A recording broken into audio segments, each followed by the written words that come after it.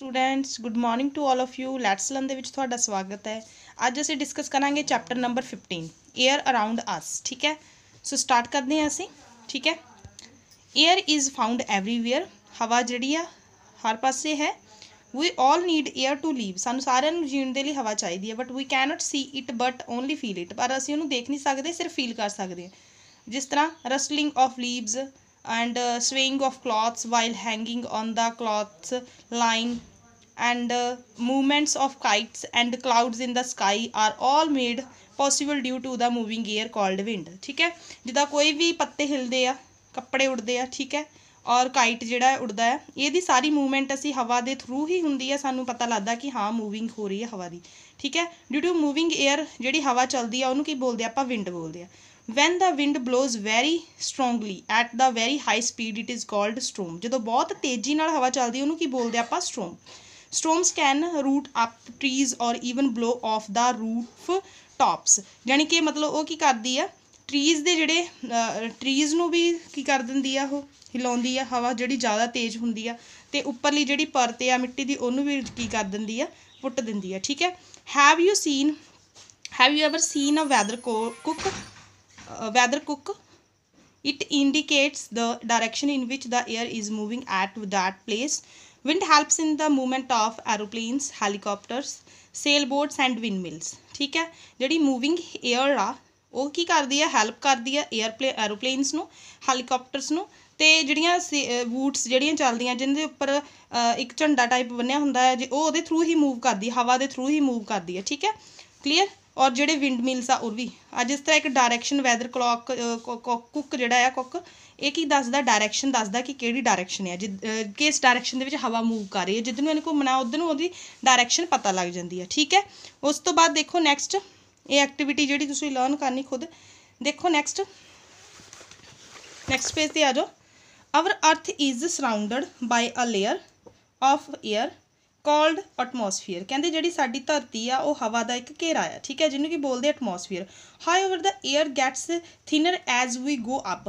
जो असी बहुत उचाई ते जाने हवा जी हल्की होंगी है। ठीक है, थिनर होंदी जाती, पतली होंदी जाती। This is the reason mountaineers carry oxygen cylinders while climbing high mountains. यही कारण है कि जोड़े ऑक्सीजन के सिलेंडर लैके जाते हैं माउंटेन्स से, जो कोई जाता है बंदा, ठीक है, अपने नाल जोड़े कैरी करके जाते हैं वो ऑक्सीजन सिलेंडर्स। ठीक है, the atmosphere is held in place due to the earth gravity. ठीक है, एटमोसफेयर जोड़ा वातावरण आ वह पता लग जाता। ठीक है, is held in place due to the earth gravitation, जी गुरुत्वाकर्षण के कारण होंदा है। ठीक है, कंपोजिशन ऑफ एयर की आ देखो, ये की आ जाता Yosef priestly in 1774 discovered oxygen and show that it was a part of air। This leads to the conclusion that it is a mixture of many gases and not just one substance। The main gases present in the air are nitrogen, ठीक है, and oxygen.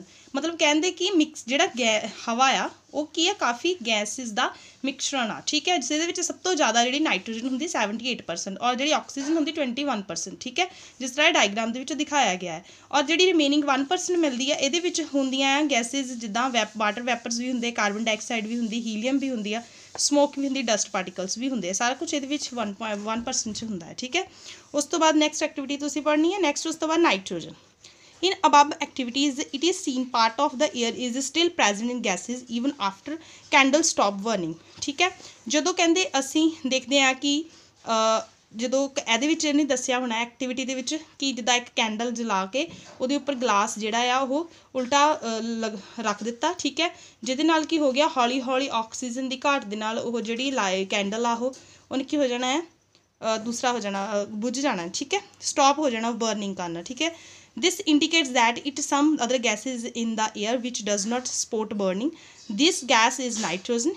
ਆਪਾਂ ਇਹਨੂੰ activity ਨੂੰ ਇੱਕ ਵਾਰੀ read ਕਰੇ ਲੈਂਦੇ ਆ।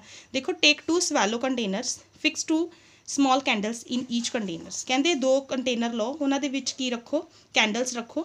ਠੀਕ ਹੈ, fill the container with some water। ਉਹਦੇ 'ਚ ਥੋੜਾ ਜਿਹਾ ਪਾਣੀ ਪਾਓ। ਠੀਕ ਹੈ, light both the candles and cover both of them separately with 2 inverted gases of unequal size as shows in figure। उस तो बाद उन्होंने की कर दो, किसी ग्लास के नाल ढक दिओ। ठीक है, जिस तरह फिगर के दिखाया गया। Observe that what happens to burning candle as well as level of water in gases.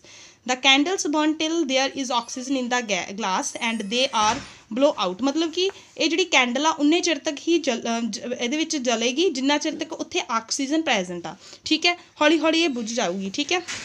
The candle inside the bigger glass burns for longer time as it contains more air and hence more oxygen. Once the candle blow out, water rise in both the glasses. The rise in water should not associated with the fact that water rise to replace the amount of oxygen used up in burning of the candles. During burning, carbon dioxide is also released into the air, ठीक है। यानी कि ਜਿਹੜਾ water ਆ, water ਦੇ ਵਿੱਚ ਵੀ ਪਤਾ oxygen ਹੁੰਦੀ ਹੈ ਕਿਉਂਕਿ ਮਛਲੀਆਂ ਜਿਹੜੀਆਂ ਆ ਉਹ ਤਾਂ ਹੀ ਸਾਹ ਲੈਂਦੀਆਂ ਆ, ਠੀਕ ਹੈ। ਵਾਟਰ ਦੇ ਵਿੱਚ ਆਕਸੀਜਨ ਹੁੰਦੀ ਹੈ, ਠੀਕ ਹੈ। ਜਿੰਨਾ ਚਿਰ ਤੱਕ ਉਹ ਮਤਲਬ ਕਿ ਆਕਸੀਜਨ ਮਿਲਦੀ ਆ ਉਹਨਾਂ ਨੂੰ, ਉਨਾ ਚਿਰ ਤੱਕ ਉਹਨੇ ਬਰਨ ਕਰਨਾ, ਬਾਅਦ ਵਿੱਚ ਉਹਨੇ ਜਿਹੜਾ ਆ बुझ जाना है, ठीक है। कार्बन डाइऑक्साइड जी नाले कहते थे रिलीज होंगी है, ठीक है। उस तो बाद देखो in the above activity it is seen that large part of the air is still present in the gases even after the candle stopped burning. मतलब कितनी सारी गैसेज वो प्रेजेंट सी जो मतलब वो बर्न कर रही सी। This indicates that there is a some other gas in the air which does not support burning. This gas is nitrogen. It is a 4/5 of the total gases. जी nitrogen gas है वो 4/5 part जोड़ा है total gas का है, ठीक है। You can remove the glass in the above experiment keeping it mouth closed with the plate. Drop a burning much stick into it gets extinguished. This show that remaining 4/5 of the air does not support combustion. मतलब कि जी 4/5 part है oxygen का वो जी अग लगाने लिए उन्होंने support नहीं करती। यानी कि तो यही पता लगता कि ऑक्सीजन जरूरी आ बर्निंग के लिए, ठीक है स्टूडेंट्स। नैक्सट उस तो बाद जोड़ा आ आप कल डिस्कस करते हैं, उसी इन्ना रीड कर लेना है। Okay students, thank you, have a nice day.